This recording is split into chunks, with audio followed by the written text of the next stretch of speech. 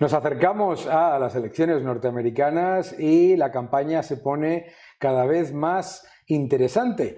Dos intentos de asesinato al presidente Trump y una Kamala Harris que parece estar por encima en las encuestas, pero además con grandes problemas para acercarse al votante latino y al votante también afroamericano. Curioso, ¿verdad? Para hablar de todo ello, ¿quién mejor que mi buen amigo Antonio Camuñas? ¿Cómo estás, presidente de Global Strategies? Buenos días. Ya hablamos en su momento, aquí en el programa, sobre las elecciones norteamericanas. ¿Cómo veis la situación actualmente en las 3 semanas, 4 que quedan? Sí, bueno, vamos a ver, de entrada, la señora Harris sigue sin conceder ruedas de prensa, Nada. Lo cual es llamativo. Ha prometido que va a dar antes de fin de mes, es decir, ya, otra entrevista a la CNN. Sí. Pero ruedas de prensa no, porque ella no, sin guión, no puede funcionar bien, aparentemente, porque al igual que Biden necesitaba del teleprompter, claro, ella necesita por lo menos que le pasen las preguntas antes. Efectivamente. No está capacitada para responder sin equivocarse, eso es lo que parece, porque si no, es decir, el cómputo de ruedas de prensa, entrevistas que han concedido el señor Trump y su vicepresidente Vance han sido exactamente, me parece, superan las 60. Sí. Y ella ha hecho una. Entonces. Y ahora una con Oprah Winfrey. Bueno, que ha sido. ¿Cómo se puede hacer una entrevista con Oprah Winfrey, con todo montado? Sí, bueno, eso fue. Y que salga tan mal. Bueno, pues porque ella no tiene respuesta. O sea, lo dijimos en el anterior programa. Ella es una fiscal que se hace conocida en base a sus interrogatorios muy brillantes y su capacidad de acorralar al testigo que está siendo en ese momento cuestionado o sometido a unas preguntas por parte de los congresistas. Ella estaba en el comité judicial, muy bien, pues entonces ella destaca ahí. Pero que tú tengas preguntas no quiere decir que tú tengas respuestas y que hables muy bien. Es una gran frase esa. Sí, claro, es decir, ella tiene enormes facultades para hacer preguntas, pero no consigue trasladar una respuesta. En el programa de Oprah fue verdaderamente increíble la pregunta que le han hecho ya por enésima vez de qué medidas va a tomar usted exactamente para solucionar los problemas del país.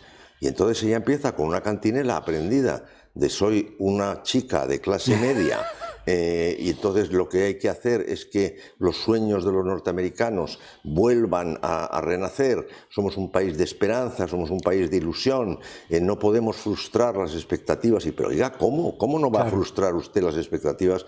Entre otras cosas con el programa económico que se intuye tienen, porque es el que defiende el Partido Demócrata en este momento, que es todo más impuestos, reducir el fracking, a pesar de que digan que no. Claro. Es decir, bueno, pues en fin, el programa, la agenda progresista at its best, es decir, en su mejor expresión. O en su peor. Bueno, no, pero quiero decirte, es lo máximo, es decir, no hay más agenda progresista, más agenda woke que la que pueda representar Kamala Harris, a pesar de que lo disimule. Sí, ahora intenta disimularlo, pero el otro día la propia CNN le sacaba los colores con las propuestas que hizo en el año 2020. Ella proponía, entre otras cosas, que hubiese un programa de operaciones de cambio de género o de afirmación de género, como lo llaman ahora, en las cárceles para inmigrantes pagado por el contribuyente. Bueno, no solo las cárceles. Luego para todos. Para todo el país, incluyendo los inmigrantes ilegales, que coincide que hay una parte de ellos, obviamente, que están en prisión. Claro. Pero, bueno, ha salido unas declaraciones dramáticas después de decir ella que el control de las fronteras había sido muy estrecho, vamos, muy estricto. Muy estricto, sí. Perdóname. Ha salido uno de los ex responsables de la frontera diciendo que primero habían desmantelado unidades enteras, 400 o 500 efectivos de control de fronteras, y que las detenciones en el área de California, donde ella es natal, se habían centuplicado. O sea, si tenían 10 en un año o por mes, habían pasado a ser 100 y luego mucho más. Es decir, al final lo de la frontera ha sido. Y yo creo que eso le va a pesar. Yo creo que Yo creo que sí. por mucho que ella intente, claro, no está lanzando ningún mensaje claro, y la gente tiene, esta elección tiene esa característica que es que Trump no se ha ido hace tanto. Hace 4 años la economía estaba infinitamente mejor. No había inflación, no había paro. La capacidad adquisitiva obviamente era mucho mayor. Y había un control de fronteras muy estricto, muy severo, y por otro lado una situación de paz mundial Importante eso. extraordinaria. Es decir, Importante eso, ¿eh? muy importante. Porque claro, aquí siempre nos olvidamos de aquí, tanto pacifista, siempre se olvida de que resulta que con un presidente republicano es cuando has tenido menos guerras. Sí, no, y además sobre todo que ya lo dijeron de Reagan, cuando dijeron ese vaquero americano militarista que va a poner al mundo al borde de la Tercera Guerra Mundial. Pues yo creo que salvo el pepinazo que le metió a Gaddafi, Eso es. que que le dio en la terraza de su casa, y a partir de ese momento Gaddafi no volvió a abrir la boca, o sea, terminó el liderazgo del panarabismo, etcétera, etcétera. Luego, sin disparar un solo tiro, resulta que tumbó al sistema soviético. Eso es. Entonces, y el señor Trump, con todas sus deficiencias, y ya lo hemos dicho aquí, es decir, para mí todo es anómalo, es decir, no es normal que un presidente se presente cuando ha perdido, lo normal es que ya no vuelva a presentarse, pero es que encima, en el caso de Trump, no acepta haber perdido las elecciones, y tampoco acepta, cuando le hicieron una pregunta que para mí se lo pusieron en bandeja, ¿se arrepiente usted de algo de lo que hizo el día 6 de enero? Claro. Le hubiera bastado decir, hombre, pues tendría que haber sido más duro. Lo visto, no, hombre, no, visto lo visto, quizá no hubiera hecho ese meeting, ese rally, tan cerca del Capitolio. Claro. O no lo hubiera hecho, porque las consecuencias se desbordaron de alguna manera. Y con eso no te estás disculpando de nada, pero estás diciendo que tú reconoces que fue imprudente, porque yo siempre digo, en eso... yo no sé cuáles eran las intenciones de Trump, pero dudo que fuera que se asaltara el Capitolio. Hombre, claro que no. Me explico. Pero si tú te vas al Bernabéu y montas una manifestación de socios del Atlético de Madrid por un agravio importante, que dices que te han robado la liga, y estás en la plaza de Cuzco, que está al lado del Bernabéu, y tal, pues es bastante normal que posteriormente de esa masa de gente haya un grupo que salga hacia el Bernabéu y tire y intente prenderle fuego. Pero, hombre, pues no es el sitio para hacer la manifestación al lado del Bernabéu. Eso para mí fue una imprudencia por su parte, ¿no? Y la campaña de Trump parece de muy bajo perfil y más bien orientada a dejar que sea ella la que se meta en sus propios problemas. ¿Tú lo ves así? Sí, hay un punto que sí, efectivamente, pero hay otro punto, yo creo que sigue habiendo un desconcierto, es decir, él estaba con un mindset, con un esquema mental tan orientado a derrotar a Biden, claro, que al final no acaba de encontrarle el punto a Kamala. Y afortunadamente Kamala no se acaba de encontrar el punto a ella misma, porque si lo hubiera encontrado, sí se hubiera puesto en grandes dificultades. Claro. Pero ella intenta, en el programa de Oprah se vio clarísimo, intentaba ser Obama. Eso es. Y no consigue ser Obama, ¿sabes? Intenta dar frases para la posteridad, ¿no? Sí, y además... Estamos aquí sin el límite de lo que ha pasado. Sí, son casi frases de Zapatero, ¿no? La tierra no es de nadie, es del viento, cosas de ese tipo. O sea, y dice que... Yo soy una chica de clase media. Hay una frase que yo no he conseguido... En fin, la entiendo si te paras a pensarlo muchísimo, pero dice, el ayer es el hoy... Estamos sin la limitación del ayer para... Sí, es una cosa... Es un verdadero trabalenguas, aparte de un jeroglífico, ¿no? Pero le encanta esa frase, ella piensa que esa frase es súper inteligente. Otra frase que le encanta a ella es métricas. O sea, somete todo a métricas. Con decir métricas ya parece que lo está dominando. Él dice, no, esto lo que pasa es que no hemos sometido este asunto a las métricas correspondientes. Sí. Entonces, las métricas correspondientes normalmente para el tipo de cosas que ella quiere controlar tomarían décadas de saber cuál es el resultado de esas medidas. Pero en fin, también te digo, Daniel, estamos en el año de las mujeres, en la época de las mujeres. No ha habido más mujeres en el Congreso de los Estados Unidos que ahora. No ha habido más mujeres en el ámbito directivo que ahora. hay muchas mujeres que reclaman mucha independencia, o más independencia. El tema del aborto ha sido un elemento que ha cambiado mucho en Estados Unidos el pensamiento del voto de muchos republicanas sobre todo.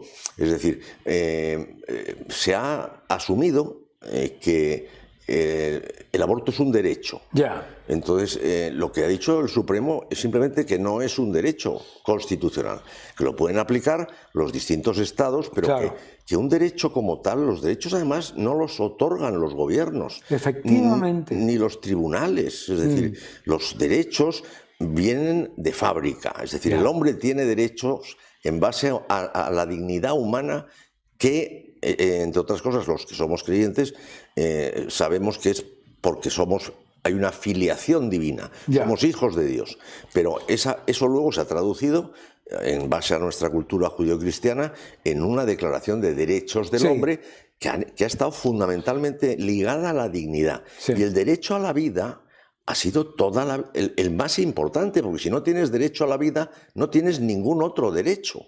Entonces, por ejemplo, yo una cosa que no entiendo, que durante 50 o 60 años el país, los que no estaban en contra del aborto, dentro de que manifestaban su oposición, aceptaban que en ese momento la legislación gubernamental derivada del dictamen Roe versus Wade era el que era.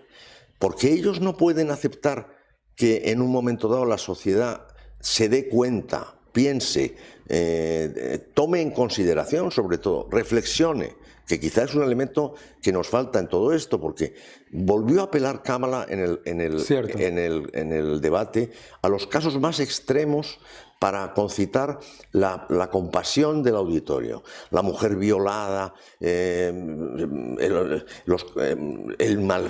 malformación del feto, la mujer que no atienden incluso cuando va a dar a luz, porque en ese estado está prohibido. Bueno, mire usted, yo creo que esas cosas de verdad que no ocurren. No solamente no es que no ocurran, es que en esos casos allí mintió claramente, porque dijo toda una serie de supuestos en los que en todos esos estados que está criticando, esos supuestos están contemplados para interrumpir el embarazo. Es decir, no solamente miente ante lo que va a hacer Trump, que ha dicho, bueno, primero tienes la evidencia de los 4 años de gobierno, sino además lo que ha dicho en numerosas ocasiones, que no va a eliminar, ¿no? La legislación del aborto. Por eso, pero te quiero decir, pero ¿y qué es lo que impide cuando las cifras, las métricas, esas sí que se sabe perfectamente, que las mujeres que abortan generalmente lo hacen 2, 3, 4 y 5 veces? Porque ya han perdido es decir, ya no es el tabú que representaba antes, el estigma de poder tener un hijo soltera, etc. Pasa en España también. O sea, hay casos extremos, como siempre, y esos son los que tiene que comprender la ley, tiene que amparar la ley. Al final lo que pasa ahí es que tiene que ser parte de una planificación familiar y de una cultura y de una educación y de un montón de cosas. Al ponerlo como un derecho, se convierte a la vez en irrelevante todo el proceso de que la gente, oye, pues que tenga una información mínima. No sé, estaba leyendo yo el otro día que esta generación es la que menos protección utiliza cuando tiene relaciones sexuales en Estados Unidos, según el New York Times, ¿no? Sí, claro. Entonces, ¿de qué me están ustedes hablando? Claro, pues es que es una pescadilla que se muerde la cola. Yo creo que invitar a una reflexión seria, porque la humanidad ha cometido muchas atrocidades. Quizá la mayor de la civilización occidental sea este genocidio auténtico, en el que además hay un negocio, porque eso que dice Trump, como siempre lo lleva al extremo, pero no dice mentiras. A Adolfo Suárez le costó la carrera decir en la radio que en Nueva York se podía abortar hasta el 9º mes. Por supuesto, le tacharon de todo y como dependiente de un partido político tuvo que callarse. Y yo te digo, yo no dependo de ningún partido político. En Nueva York se puede abortar hasta el 9º mes. Y tiene una razón. Yo no sé cuál es mi cámara, pero si hubiera cámara para hablar, les diría a la audiencia que hay toda una industria gigantesca y aterrorizante a la vez en torno al aborto, porque hay un tráfico de órganos infantiles que no podemos ni imaginar. Entonces, lo que quieren hacer, Daniel, es tener al niño lo más hecho posible, porque antes el aborto se hacía por descuartizamiento, que es una barbaridad, simplemente pensarlo, pero ahora ya no se hace por descuartizamiento, ahora lo que se hace es que el niño salga impecable. ¿Para qué? Para inmediatamente sacarle todos los órganos y ponerlos en un mercado que existe en el mundo de órganos infantiles en perfecto estado. Ya. Entonces, esa realidad se oculta sistemáticamente. Claro. Entonces, yo comprendo, yo no juzgo a nadie. No, sí entiendo lo que... En términos personales. Sino pero fíjate lo curioso, Antonio, es que estamos hablando de esto y mientras estamos hablando, lo que ha llevado esta especie de censura constante de lo que es el pensamiento único, en el que un debate normal y corriente, en el que cada uno da su opinión y su opinión personal dentro de unos parámetros morales y personales, suena como raro. Estamos aquí charlando y digo yo, esto suena raro. ¿Y suena raro a qué? ¿Por qué? Porque nos tienen acostumbrados a la autocensura. Sí, claro, ¿no? Y además que no te... Y eso está pasando en las elecciones, ¿eh? Que no, claro, no te quepa la menor duda. Y están diciendo, siguen diciéndose cosas pues muy en la línea de las del 2016. Es decir, se está hablando de que Trump es un peligro para la democracia. Curioso eso, ¿no? Que la democracia es un peligro para la democracia, todo lo que signifique que no gane tu partido. Eso es. Y sobre todo una cosa curiosísima, los que han dividido Estados Unidos son ellos. Ah, claro. Es decir, antes, y tú y yo hemos conocido ese Estados Unidos era un crisol de culturas. Eso es. Entonces, cuando ellos se quedan sin discurso económico, porque no tienen ninguna receta, la izquierda no tiene la menor receta que ofrecer a la sociedad. Todo lo que ha ofrecido es una calamidad. Se ha demostrado en todos y cada uno de los países donde han podido ejercerlas. Claro. Los ejemplos son variadísimos, incluyendo en España, por cierto. Claro, hombre, por supuesto. Que nos llevan a la pobreza más absoluta por este camino tan buenista, tan lleno de biquiños de la ministra de Trabajo, y que es una perfecta calamidad. Claro. Entonces, lo que te quiero decir es que son ellos los que, sin agenda y sin saber a qué agarrarse, deciden que la mejor manera de seguir en la pomada es dividirnos a todos. Claro. Y probablemente en muy poco tiempo conseguirán dividirnos también a nosotros, es decir, claro, buscarán... eso lo están haciendo ya. No, pero digo, entre todos ya acabaremos los hombres, unos ya a favor de unas cosas, otros de otras. Es decir, son ellos los que crean la división. Claro, ellos hacen la técnica es la técnica del maltratador, que es la de, primero, decirte que tú sin ellos no vales para nada, no eres nada y no puedes hacer nada sin ellos. Y la segunda es decirte, nadie te va a querer más que yo. Y además, dividir a la sociedad para que se enfrente la sociedad entre ricos, pobres, entre clase media y clase no media, entre razas, entre sexos, entre los cientos de sexos que se van inventando, etcétera, etcétera, etcétera, para que el poder político, en realidad es la misma estrategia del castrismo en Cuba, ¿no? Sí. Dicen, no, ustedes hablen en las reuniones vecinales, y se pelean entre ustedes y luego yo hago lo que me da la gana. Bueno, aparte de que tienen comisarios en todas las cuadras, como se dice allí, para que denuncien. Claro. Y claro, está muy bien organizado, porque como esos señores luego tienen acceso a medicamentos extras, claro, y todo el mundo tiene además pues a una madre enferma, a una mujer que está pasando un determinado problema de salud. Es decir, pues es muy fácil decirle, no, tú tienes medicinas, pero tú me tienes que decir en tu bloque quién no es afecto. Eso es. Entonces, es una jugada muy peligrosa en la que estamos cayendo, digo cayendo nosotros incluso también al hablar de género, no hablar de sexo. Es decir, claro. Eso del género, para mí no existe el género. Claro. Es decir, existe el sexo. Que usted luego se quiera considerar lo que usted quiera, es su problema. Adelante. Yo no tengo nada que decir. Claro. Si yo no le juzgo a usted. Claro. Pero no intente trasladarme un problema vital a mí, claro. que tengo las cosas muy claras. No, y sobre todo, que usted se considere una cosa no significa, uno, que lo sea, dos, que yo se lo tengo que aceptar. Que aceptar por definición, ¿no? Yo entonces, me considero... Yo creo que hay una auténtica intolerancia por parte de la izquierda. Entonces, mira, tenemos un ejemplo de hace, yo creo que es de antes de ayer.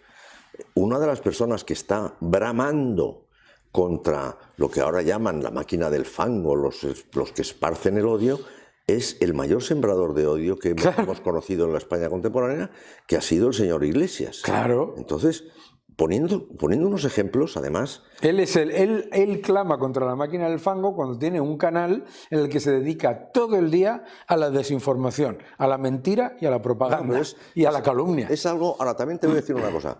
Hay que hacer una crítica severa, además, a las élites de casi todos los países que han descuidado en una medida importante todos los aspectos que no tengan que ver exclusivamente con la gestión del dinero. Completamente. Es decir, hay muchas cosas criticables de movimientos religiosos, pero hay algunos movimientos religiosos que se preocupan de tener sus propias universidades, sus propias clínicas. Es decir, para asegurarse que se forman profesionales en serio. Luego lo harán mejor o peor, pero hay un interés y hay una verdadera voluntad. Sí. Yo creo que las élites españolas, en buena parte por venir de mercados regulados o formar parte de conglomerados que necesitan concesiones, etcétera, etcétera, siempre han tenido una vinculación demasiado estrecha con el poder y una dependencia del poder.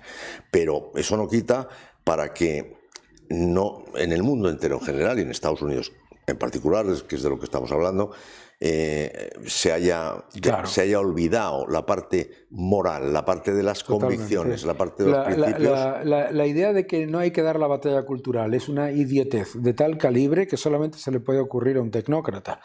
Y claro, esto de los malos no ganan si no es por la inacción de los buenos. Y eso que tú dices es importantísimo, porque has introducido la palabra tecnócrata, que es una derivada. Yo creo que es un palabro para elevar la realidad, que es la condición de burócrata. Burócrata, exacto. O si quieres, de funcionario. Y bueno, si hay una métrica constatable en los últimos 2 siglos, es la de que desde que se produce la Revolución Francesa, la burocracia de los países no ha hecho más que crecer. Nada más que crecer. Pero exponencialmente. Totalmente. Entonces, ¿qué ocurre? Que no hay quien mantenga ya, por un lado, a esas élites, porque son auténticas élites burocráticas. Trump tuvo un problema durante su presidencia, que es que se tuvo que enfrentar a una rebelión Eso interna. Me lo dijo a mí Rex Tillerson. No sabían la cantidad de gente que trabajaba para la Secretaría de Estado. Totalmente. Claro. Oye, Antonio, se nos va el tiempo. Se nos va todo. Se nos va el tiempo, porque estamos charlando aquí tan a gusto. Se nos va la vida.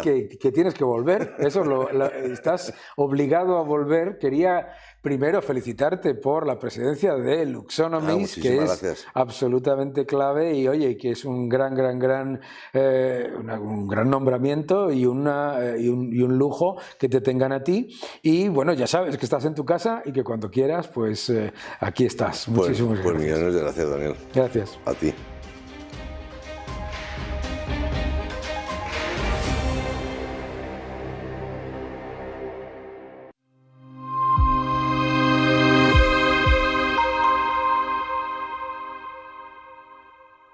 Vuélvete máster en transformar tu carrera. Obtén tu Master in Management con doble titulación de Tulane University, Estados Unidos, y de UFM, en Madrid.